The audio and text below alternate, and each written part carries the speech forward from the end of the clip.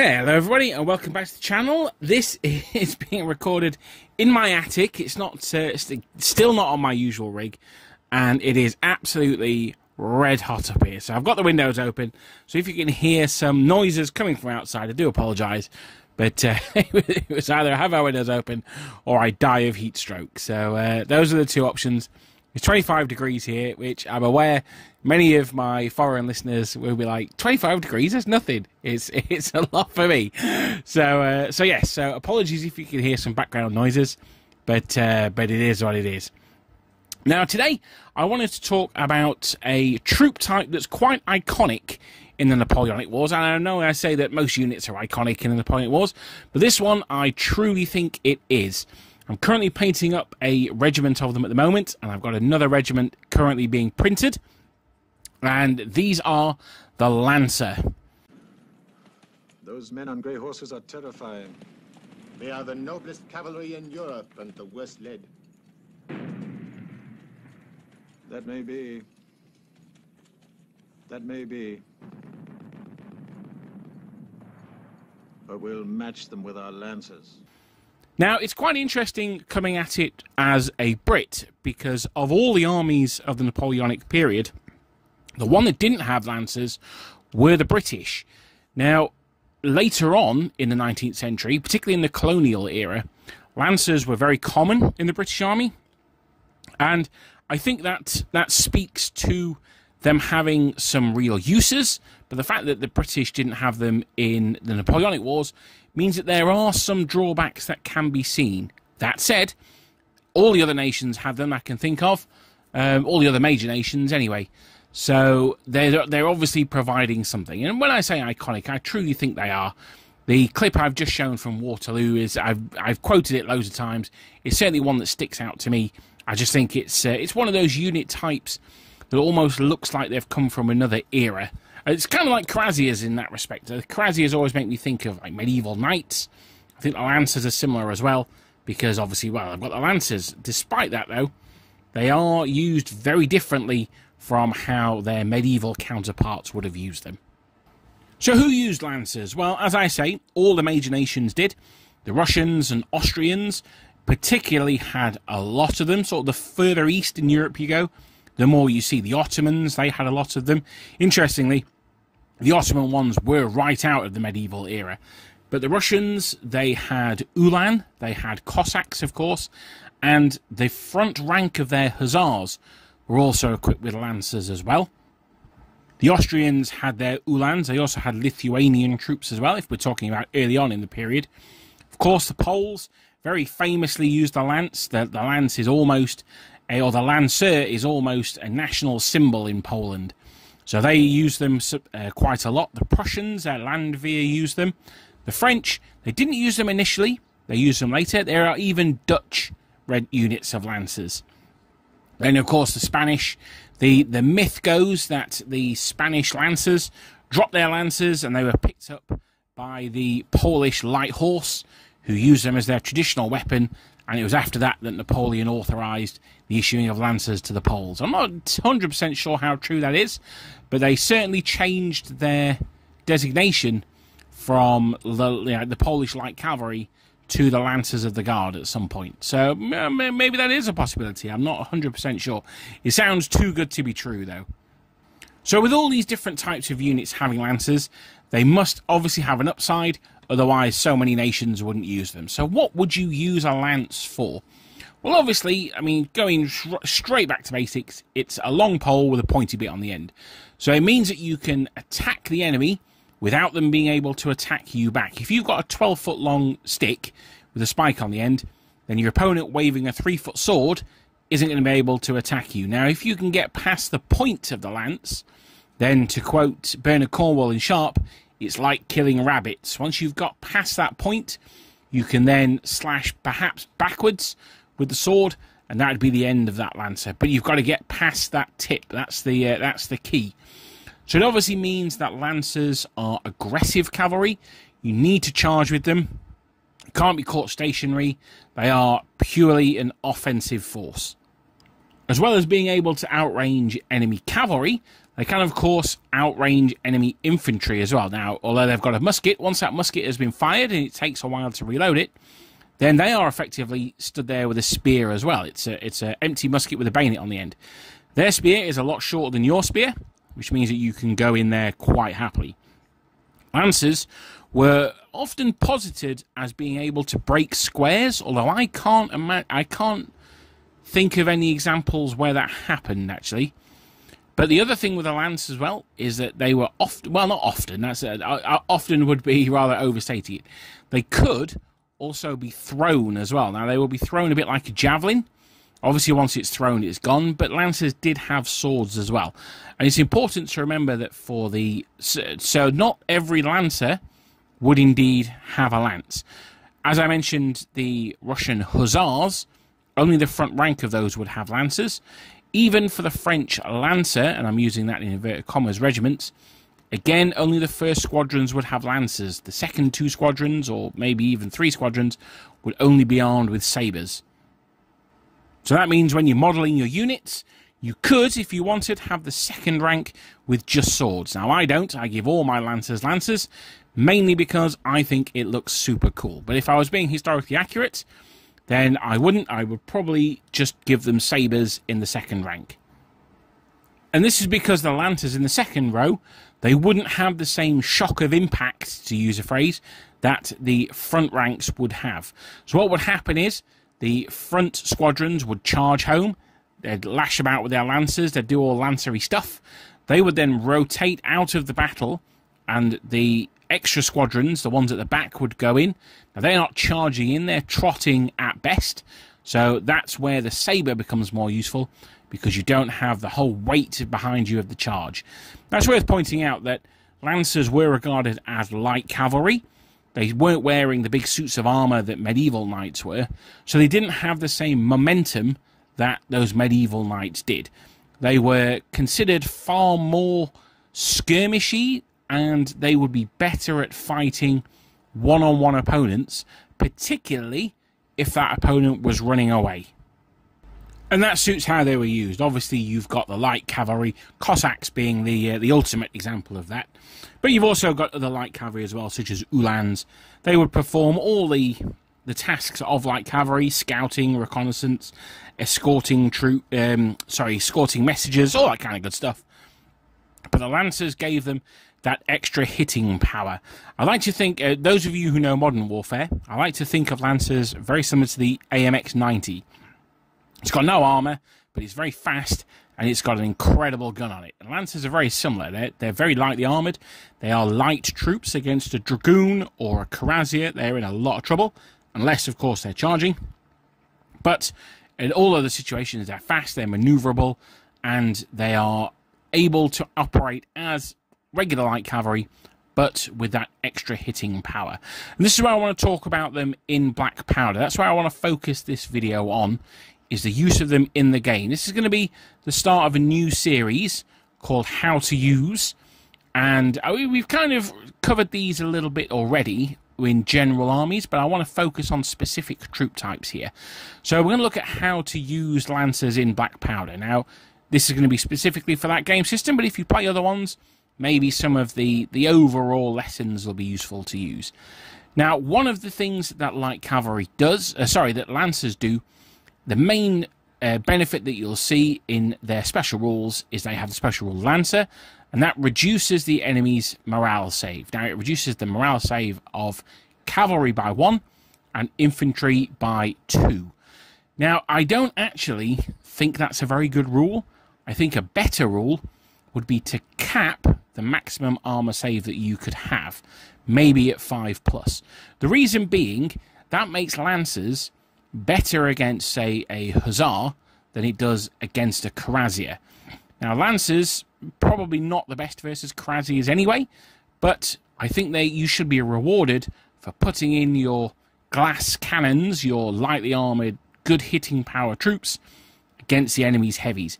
Also the guard as well, if you're putting them in against, say you've got a unit of Austrian Uhlans, and they charge against the Grenadier à Cheval. Alright, the Grenadier à Cheval knocked back to a 4+ save, but it's probably not going to be enough to win you the combat against those guys. especially against units that have heavy cavalry DX, so heavy cavalry D1, and especially not against units that have got heavy cavalry D3. So that's something to bear in mind, that the worse the troop they're against, the better they are. They're not force multipliers in the sense of they're better against, say, guard. They are best against troops with very low armor saves, or cavalry with average armor saves. You're better off charging a unit of Uhlans into those dragoons than you are into those cuirassiers, and you're better charging them into those 5+ save Belgian militia than you are those 3+ save British foot guard. And that, for me, it doesn't really fully simulate, I think, the use of lancers. But that said, I'm arguing against myself here. I could be wrong, because, as I mentioned, a lot of the colonial powers used lancers later on in the 19th century, and there you were against unformed infantry, so things like Mahdists or Zulus. Phenomenal fighters, particularly the Zulus, but they didn't have those squares and things like that the European armies had, so they were much better there. And again, when you're fighting against technologically inferior troops, if they've got a spear or an assegai and not a musket, then you can outrange them with your lance. I was actually attached to the 18th 21st Lancers when I was at Honer with the 3rd Royal Horse Artillery, so there you go. And they made me buy them all beers though, because Wolverhampton Wanderers beat Sheffield United in the playoff final, so that's why I don't like Lancers. That's why I've got down on them. It's not really.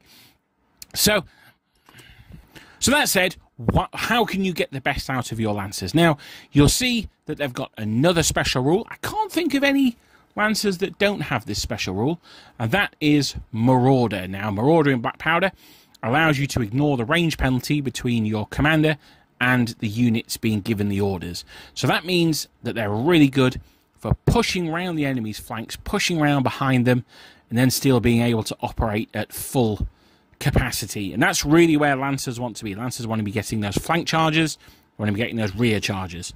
As we've seen, their Lancers are twice as effective against infantry as they are cavalry. So if they can charge home, then they'll be really good against heavy infantry. Obviously, if you're trying to charge them from the front, the chances are they're going to form square. So you want to try and avoid that by getting them around the flanks of the enemy. And this is where their extra hitting power comes in. Because if the enemy is fronting up on their flank, the chances are they're using their light cavalry on the flank. If they've used a historical deployment map or something like that, the chances are that it'll be a brigade of hussars or maybe chevaliers out on the flanks. And lancers are in their absolute element against the enemy light cavalry. They're basically the same troops, but the lancers hit harder. So find an enemy flank, smash through it. This is particularly useful with numerous but poor quality lancers. Something like Landwehr lancers will be particularly good at this. You've got the numbers, you can get the hits in, and then you've got the supporting units as well to give you that static combat res. That means you can break through and get into the flanks and the rear of those French columns. And that's the kind of targets that you want to be going after. Light cavalry are perfect. Medium cavalry are heavy cavalry. You want to try and avoid certainly charging them from the front. You might have some good skills if you charge them in the side, but remember that static res from the heavy cavalry is always going to help them out. Lancers traditionally in Black Powder have very few attacks. The units that you can get large units of, particularly something like the Polish Lancers of the Guard, are really, really good. If you can take a large unit of Lancers, if you're playing, say, a points match game, then I absolutely would. It gives you the 2 extra combat dice, and it gives you the extra stamina. Now, the extra stamina is useful because, as I say, you're a bit of a glass cannon, so you need the extra survivability, and it means that you're more likely to be able to countercharge if the enemy charges you, because you're less likely to be shaken. That's the word I'm trying to think of. So ideally, you want your lancers to get round the enemy, get into the infantry. The infantry are the soft centre of the chocolate that you want your lancers to crunch into. The -2 to their save means that unless they're French in attack column or guard, they're only saving on a 6. That means that while you've only got 6 attacks, the enemy infantry have probably only got 6 as well, and it means that they're only saving 1 in 6 of the hits, whereas you'll be saving 1 in 2. So the attacks back are going to be a lot less scary there. The thing you've got to watch out for is when they've got their friends around them and they get that static res. That's something that's really going to be a problem for Lancers. Now, the other part of the Lancers having the Marauder special rule is that it's very easy to build a brigade that can't be broken. So you could, if you were, for argument's sake, going with the Russians, I'd be very tempted to go for 2 regiments of Hussars and a regiment of Uhlans, or maybe Uhlans, Hussars and Cossacks, something like that. The reason being, brigades made up entirely of Marauder troops cannot be broken, so they need to be wiped out to the regiment in order to break that brigade. So, because Lancers have that special rule, it means that you can have, for argument's sake, 2 units of Hussars and a unit of Lancers. That gives you a nice brigade there of, you've got the numbers, you've got the Hussars, but you've also got some hitting power in the Lancers as well. You could even use one of the regiments of Hussars to screen the Lancers. Then when it comes to charging time, the Hussars get out of the way, the Lancers go in. Or maybe you charge from 2 different directions at once. That only Marauders in a brigade rule's one that's often forgotten even by seasoned veterans. So I think it's worth bearing it in mind, because it's one that can save your bacon and makes your army far, far more, not necessarily more survivable, but it can punch above its weight because it can still be fighting on when it's lost, you know, a half or even 2/3 of its strength, and that cavalry brigade can keep on fighting. I mentioned earlier that the Russian front rank of Hussars had Lancers.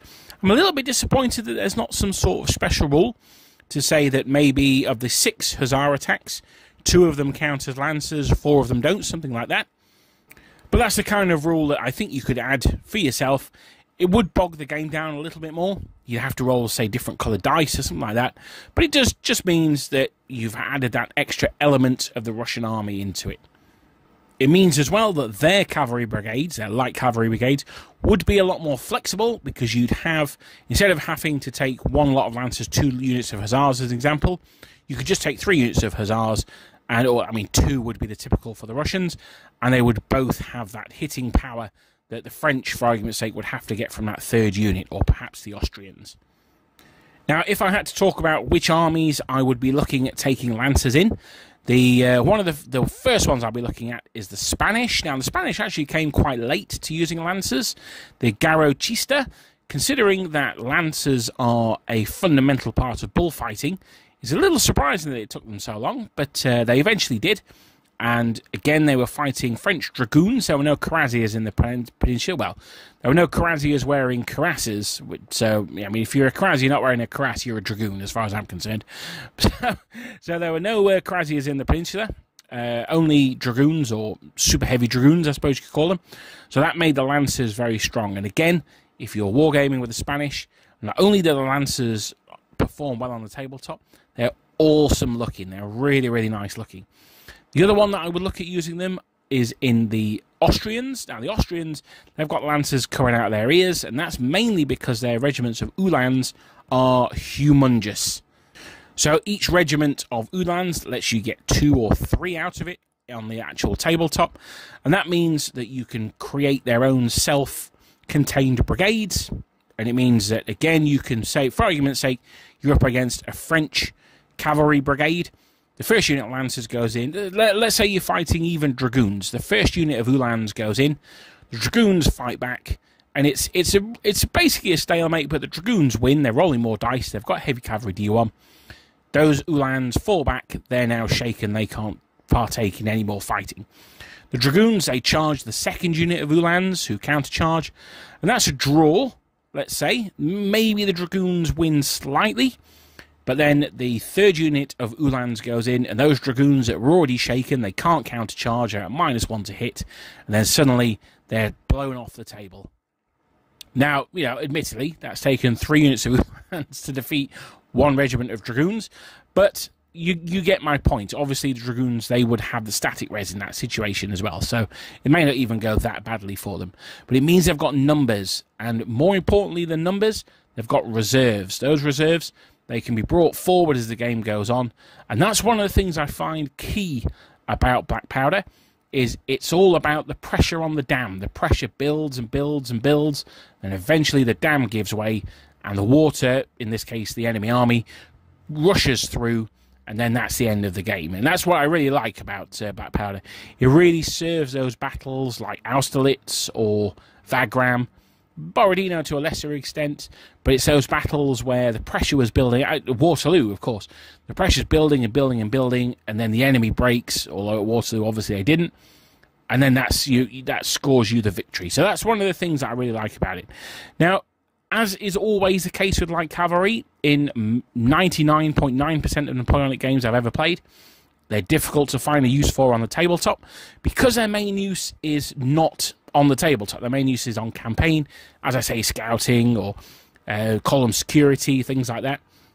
And that means that they're difficult to find a niche. Lancers, on the other hand, because they've got that hitting power, you can use them on the tabletop quite nicely. As I say, they make...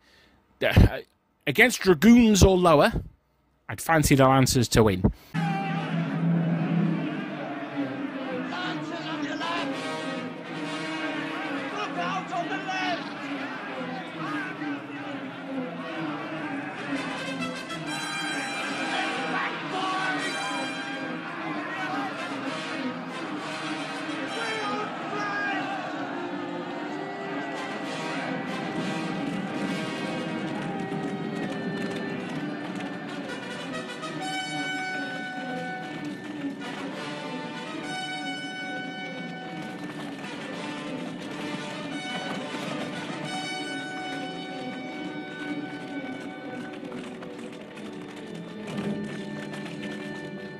Give these to my son. Right on, save yourself.